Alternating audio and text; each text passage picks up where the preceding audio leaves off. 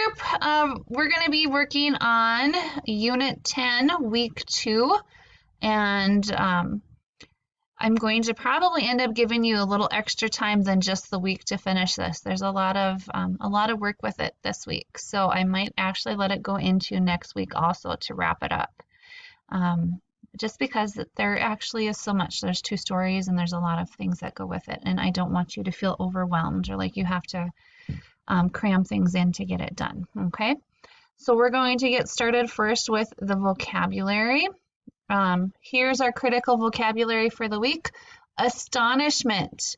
If you look at something with astonishment, you feel very surprised by it.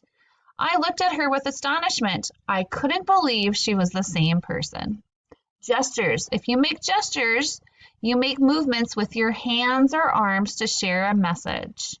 We weren't allowed to talk, so we used our hand gestures to communicate. The next word is linguist. Linguists are people who study languages and the way they are put together. According to linguists, all languages have certain features in common, and that is true. I have spent some time looking at different languages, and they do generally have quite a few things in common. Instinct. An instinct is something you do or know naturally without being taught. A spider can spin a web from instinct.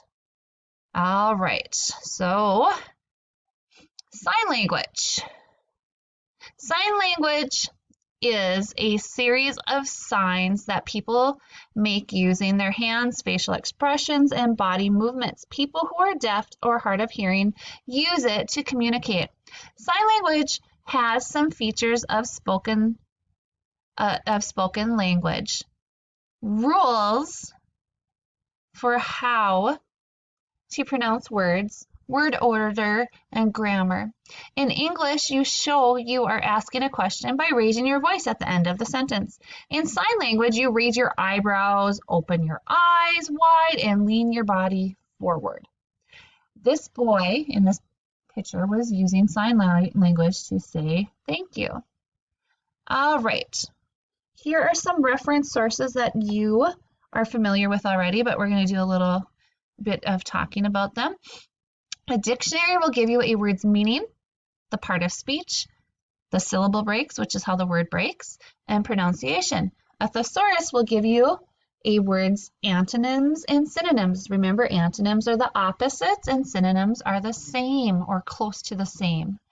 And lists of shades of meaning that a word has. Now remember when we talked about the shades of meaning, that means that words that are similar to each other, but they mean just a little bit different of something else. Digital and web-based reference sources are easy to use and provide many kinds of information. Some come with audio, so you can hear how a word is pronounced. All right, so over here they had some examples. Smart, a thesaurus entry for smart. Keen, insolent, fashionable, lively, clever, and sting. So those would be words that would have been similar. Some synonyms would be clever, shrewd, nifty, canny, smooth, dull would be an antonym, right? And then they had some sentences that they went on with. Some more review of critical vocabulary for this week. Practical. If something is practical, it has a useful purpose. The gift was a practical one since my socks had holes. Operation. An operation is a set of actions that are carried out to meet a goal. Since Mom and Dad agreed to let us sleep in the backyard, we figured the operation was a success. So they tried to get to be outside. So their goal of getting outside was completed. Immaculate. Something that is immaculate has no mistakes or faults. Her immaculate attendance record was noted in the class yearbook. All right. Also with the story this week, you're going to learn about communication. One of the things would be animal communication. Animals communicate with each other using signals that involve their senses. Visual signals can include animals' movements like a cat arching its back. Animals such as birds use sound to signal predators are near. Animals also communicate by touch. Many primates develop bonds when they groom each other. Animals use smell to communicate too. When ants find food, they leave a chemical behind that other ants will follow.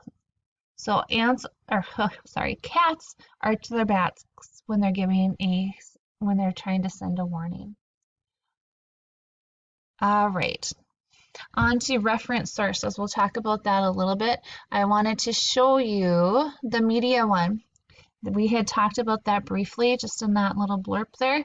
So, media techniques. Authors use media to inform, entertain, and persuade viewers. Media techniques are the ways a topic, idea, or other information is presented. Here are some ways: sound elements, music, sound effects, and narration. Experts are people who are knowledgeable about a topic, discussing their thoughts and ideas. And this would be live action. I know you can't see the action there, but scenes of events with characters, people, or objects that can be real or imagined. We have animation, illustrated characters or objects that are in motion, and visual elements, brightly colored graphics and text that catch the viewer's eyes. All right, so then we're going to, we'll go back here. Reference sources. Digital and web-based reference sources are user-friendly and provide many kinds of information. Your computer program probably has a built-in thesaurus. And we said thesaurus are going to have words that are similar or different, synonyms or antonyms to the word that you would be looking up, with different shades of meaning for those. There are many kinds of digital dictionaries that will give you a word's meaning, part of speech, syllable breaks, and pronunciation. Some will also provide a context sentence and tell you where the word comes from. Okay, kiddos? So this would be an example of a thesaurus entry here. Ran. It would tell you the synonyms: competed, sprinted, proceeded, managed, operated, moved. Use the synonym that best replaced ran. My uncle once ran for mayor. The game ran later than expected. I ran all the way home. He ran his own business. So if we're going to choose one of those words, we would say, my uncle once probably competed for mayor, possibly, right? If he ran for mayor, he competed to get the position. The game ran later than expected. So it could have operated later than expected, different things, right, kiddos? So just an example, you can use those in different places for that.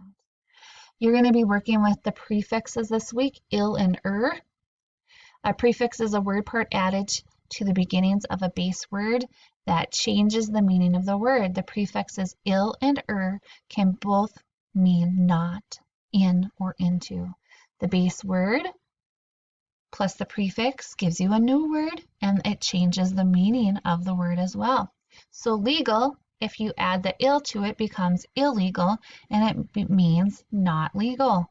Legitimate, if you add il to it, becomes illegitimate, means not legitimate.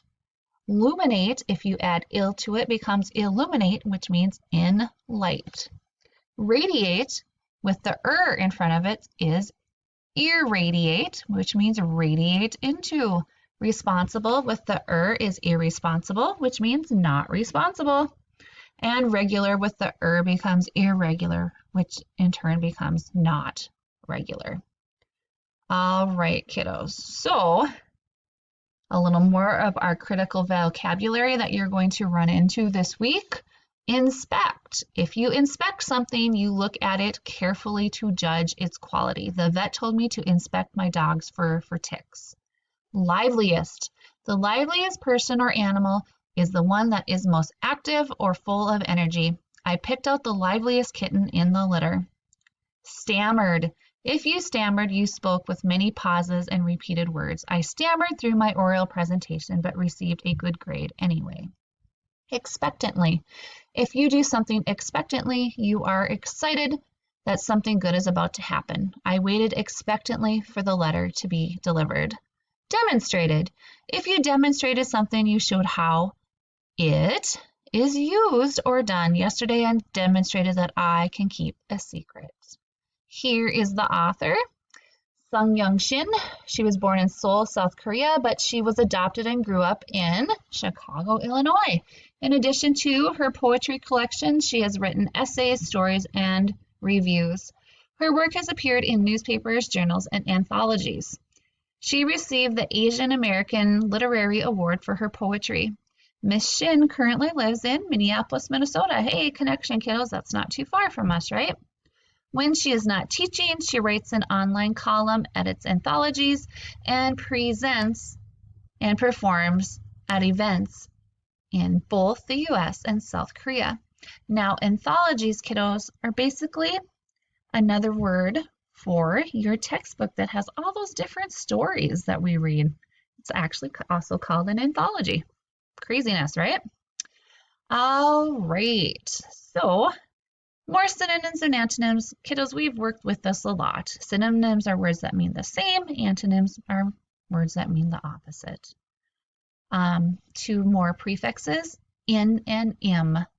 A prefix is a word part added to the beginning of a base word that changes the meaning of the word.